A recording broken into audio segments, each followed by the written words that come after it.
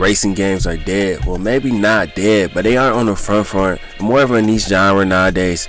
Racing games lack fanfare and aura they had in 2000s, but racing games were everywhere, from movies like Fast and Furious, anime like Initial D, and games like Need for Speed Underground 2. At the time, basically blew us away with its neon coding and dark graphics. While today, in 2024, the racing genre is either super competitive with sim races like Assetto Corsa, or just a bunch of festival racers like Forza Horizon or The Crew, set in an exotic environment or location. The Need for Speed series is kind of just brainless. They're trying to recapture the past, resulting in their games being lackluster and not really innovative. But they just add on stupid mechanics like always being online in the case of 2016 Need for Speed. The thing that's missing from racing games nowadays is creativity, and that's where Night Runner comes in. This game is full of it.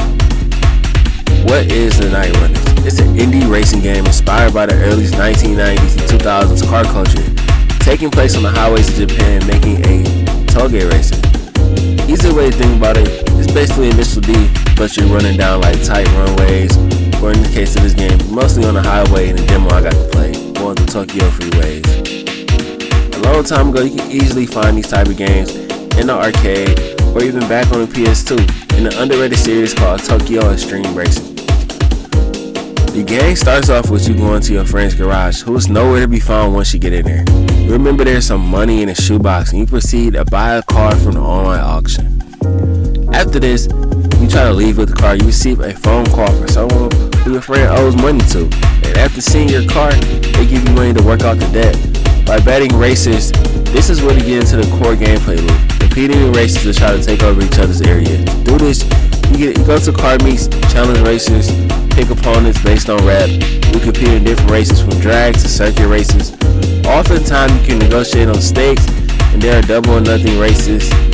The racing games feel really good. There's a good sense of speed, and the car handles pretty good, and I especially love the sound.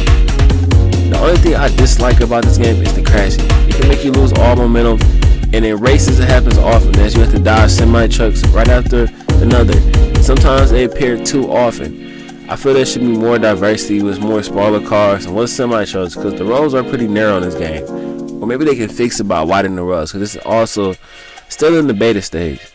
It's even a problem for the AI opponents. Many times you racing, you'll see they wiped out behind you. Let's talk about the atmosphere of the game. This is my favorite part of the game. Playing this game makes me feel like I'm racing illegally at night with my friends. Makes me feel like I'm alive. This game makes me feel like I time travel to 2004 again. Everything is set up to do this perfectly, from the intro of the game, which starts on the old CRT TV. Then you enter the garage and you find the old TV and the PS2, which lets you play online in local multiplayer with your friends. This wasn't available during the demo I was able to play, but after looking around the garage, you find enough money to buy a car, and you do an online auction in a 2004 era white desktop computer, which reminded me of the first computer my parents bought when I was a kid.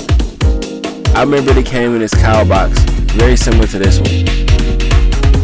So after you buy your car, you get to customize it and buy parts, which you actually have to go to a store and buy the car parts, which is actually cool and something unique instead of just another menu. After buying parts, they come in boxes which you can carry around. It really makes you feel like you're a mechanic in a way, which is way more fun and immersive than just applying them in another boring menu. Driving is dark and atmospheric, making you feel like you're driving at nighttime, jamming in music. Which the playlist in the game is really good. If you're a fan of Jet Set Radio or Initial D, you will love this. Which the playlist is really good. If you're a fan of Jet Set Radio or Initial D, you will love this. Plus the faster you go is when the music really turns up, making you feel like you're drifting down the corner of Mount Akina. In between the races, there's a sort of menus, which feels like a late night Adult Swim bumper, and it really adds to the night aesthetic. Even the way you race adds to the aura of a street racing scene. You have to start races by going to meets and truck stops, talking to people, and the people you meet really was like from the time period.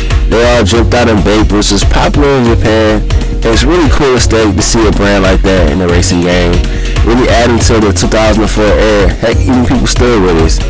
Even GPS reminds me of the era before smartphones. That's another thing I kind of didn't like. It's kind of confusing trying to navigate, but I guess they're gonna work the kinks out. But I really think if more racing games like this show style and realism, the genre will be popular again. And I can't wait for the full release to see all the bugs worked out. This game could be a classic if done right.